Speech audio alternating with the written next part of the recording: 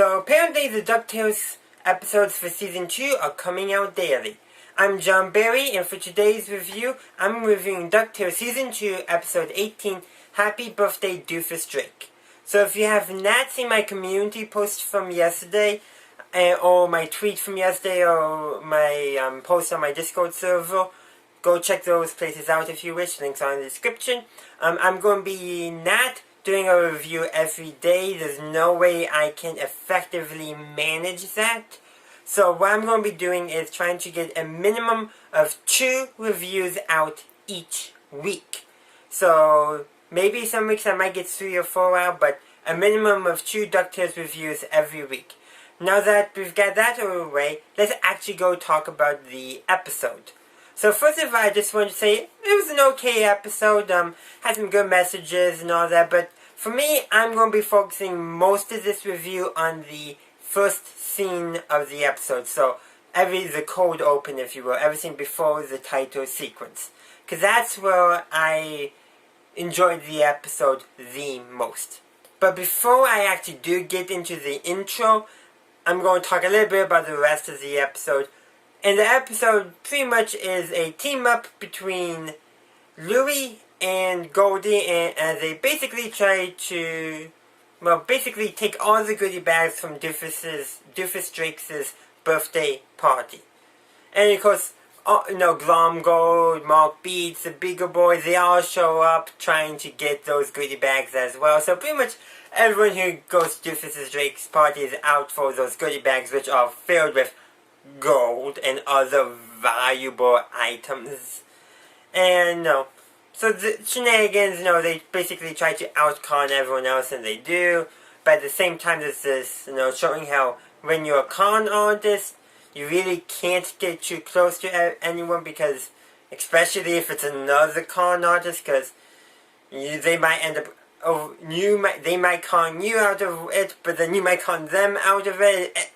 It's basically saying that in relationships are not good for con artists, getting too close to somebody on any level. So there is that. There's not too much. I will just watch the episode yourself, otherwise I'll be beating, I don't know, a dead horse. Something, whatever that saying is that probably YouTube doesn't like.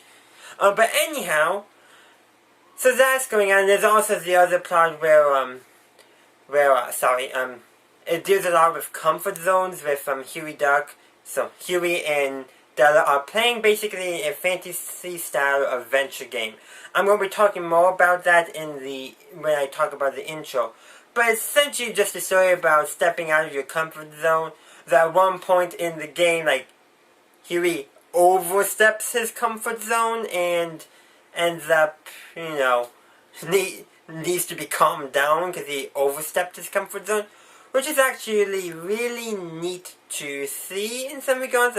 The character who is the most comfortable by doing the same thing all the time gets to a point where he steps out of his comfort zone, but it's still way too much for him.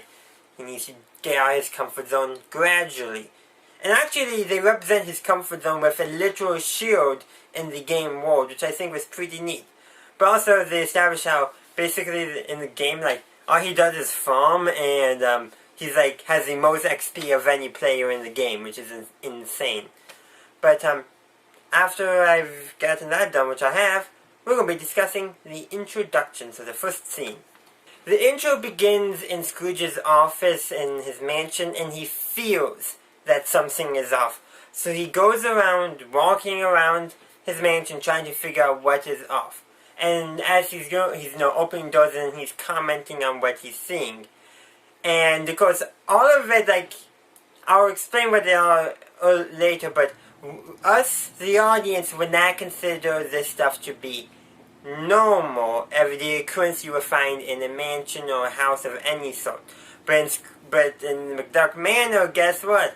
Yeah, it's just normal, or at least not what's off.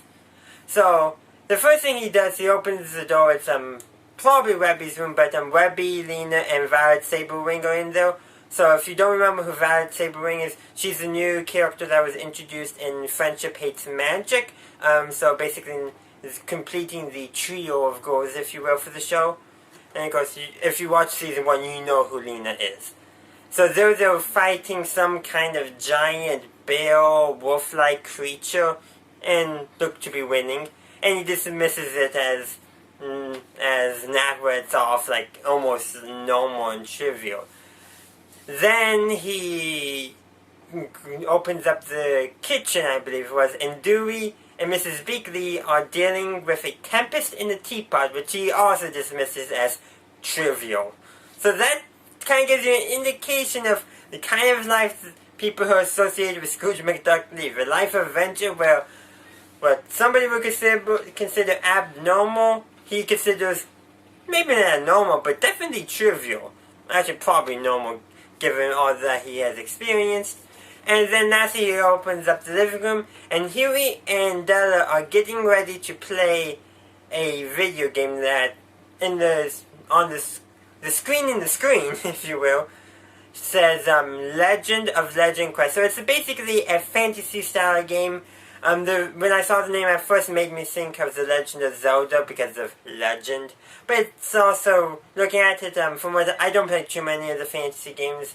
I don't think I play any of them, in fact. But kind of got that MMO type, the massive multiplayer online, because Launchpad does appeal, and that kind of stuff. So it's that kind of fantasy questing adventure game, and he just farms in it. But yeah, it's that kind of game, the MMO style fantasy adventure questing game. And Scrooge comments that that's not normal, but it's not what's off, and he basically dismisses it as trivial.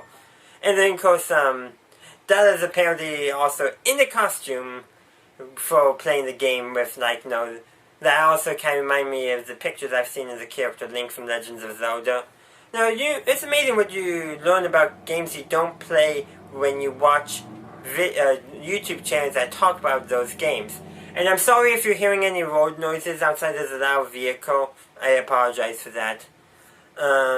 So yeah, and it's just a kind of a neat little introduction to the episode. There's one more scene going forward, but I do want to say one more thing about that fantasy style game that Della and Huey were playing. That Della remarked that it was later on in the episode that when Scrooge and Dawn get back from adventuring, Scrooge and Donald would just go to bed, but she would play that game to basically afterwards as a, well, kind of like how you play a video game sometimes when you just need to relax a little bit, maybe you were doing something, you just need to do something that can get, repeatable, mind-numbing, if you will.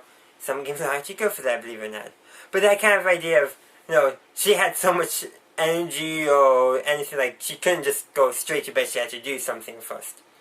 And then Scrooge returns to his office and finds Goldie sitting in his chair, and then Louie responds that basically she's ill because he invited her, and basically Louie wants Goldie to teach him basically how to be sneaky, that kind of stuff.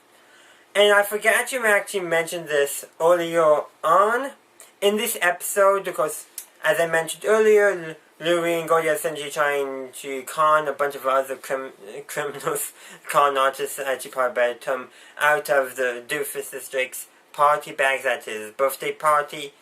And essentially we discover that Doofus Drake's maid and butler are not hired help, they're his parents. Doofus Drake is a very different character than he was in the original 80s television series for DuckTales. Totally different character. But yeah, and then of course, Louie solves it by essentially reprogramming Mark Beat's robot kid to be basically Doofus's new little brother, which is able to break Doofus's parents free of Doofus's control.